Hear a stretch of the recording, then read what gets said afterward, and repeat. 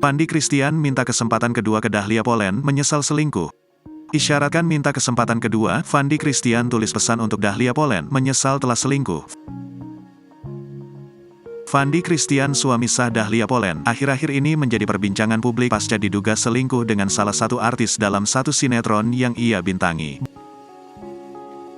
Baru-baru ini, Fandi Christian menuliskan pesan terbuka untuk istrinya, Dahlia Poland. Dia menuliskan harapan keluarga kecilnya selalu baik-baik saja.